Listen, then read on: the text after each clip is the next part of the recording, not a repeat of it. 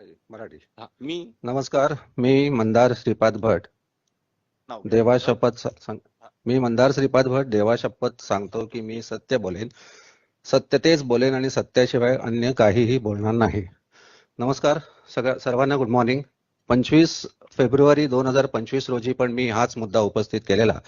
मी पुन्हा एकदा MERC समोर हा विषय मांडू इच्छितो की 2016 नोव्हेंबर पासून MSCDCL या कंपनीने सर्वसाधारण म्हणजे रिटेल ग्राहकांकडून व्हीलिंग चार्जेस घ्यायला सुरुवात केली. MSCDCLचं असं म्हणणं आहे की MERC has given approval to MSCDCL to collect wheeling charges from retail consumer. मी मागच्या वेळेस पण सांगितलेलं, आताही सांगतो की MERC is not empowered to approve wheeling charges to retail consumers. मागच्या वेळेसचे चेअरमन त्यांनी मला विचारलं होतं की याच्यासाठी तुमच्याकडे काय पुरावा आहे का? तर I have got a evidence also. I have a statement of solicitor general of India, ज्यांनी त्यांच्या ओपिनियन मध्ये क्लिअर कट म्हटलेलं आहे की जिथे ओपन ऍक्सेस असतो तिथेच व्हीलिंग चार्ज लागू शकतात. विदाऊट ओपन ऍक्सेस रिटेल ग्राहकांकडनं व्हीलिंग चार्जेस घ्यायचा अधिकार कुठल्याही डिस्कॉमला नाहीये. भारतासाठी सर्वांसाठी इलेक्ट्रिसिटी ऍक्ट एकच आहे. महाराष्ट्र सोडून महाराष्ट्राच्या बाहेर कुठल्याही स्टेटमध्ये घरगुती ग्राहकांकडनं व्हीलिंग चार्जेस कलेक्ट केले जात नाही.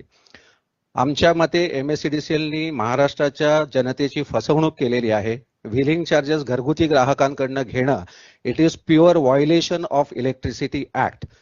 आता याच्यासाठी मागच्या वेळेस चेअरमन साहेबांनी मला सांगितलं होतं तुमच्याकडे काय एव्हिडन्स असेल तर तो दाखवा.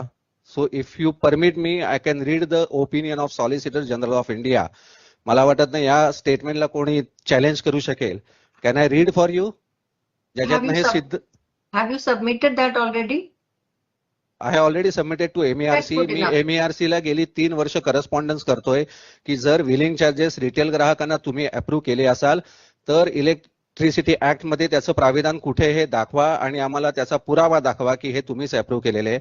आमच्या ऑब्झर्वेशन नुसार right from order number 48, order number 322 कुठल्याही ऑर्डरमध्ये असं नमूद केलेलं नाहीये की घरगुती ग्राहकांकडनं रिटेल कस्टमरकडनं व्हीलिंग आकार चार्ज करण्यात यावा.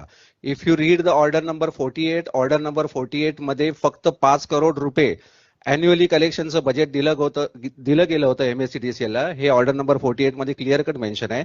आज गेली 7 ते 8 वर्ष MSCDCL ही डेली कलेक्शन करते under wheeling charges about 30 to 35 crore. आणि सगळ्यात मोठा घोटाळा असा आहे की MSCDCLनी 2017 पासून त्यांच्या फायनान्शियल स्टेटमेंटमध्ये रेव्हेन्यू फ्रॉम व्हीलिंग चार्जेस दाखवायचे बंद केलेले आहेत. याच्यावरनं हे स्पष्ट दिसतंय की MSCDCLनी जाणून बुजून हे जनतेला कळू नयेत की किती व्हीलिंग चार्जेस वर्षाला जमा केलेत, म्हणून गेल्या 10 वर्षात त्यांनी हा प्रॉफिट अँड लॉस अकाउंटमध्ये फिगर दाखवलेले नाहीये.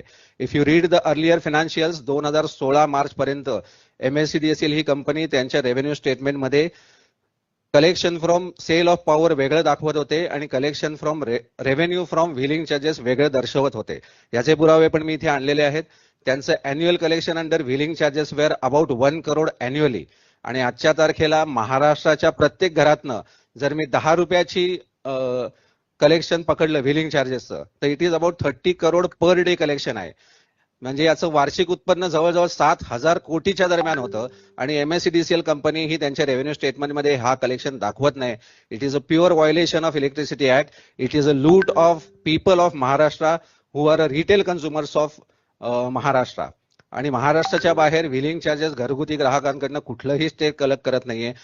Because electricity act says that any state commission can determine the tariff but it should be in accordance with the electricity act. आणि बेसिकली इलेक्ट्रिसिटी ऍक्ट मध्ये असं कुठलंही प्राविधान नाहीये जे हे प्रूव्ह करतं की व्हीलिंग चार्जेस हे घरगुती ग्राहकांकडनं घेतले जाऊ शकतात. एवढंच माझं सबमिशन आहे.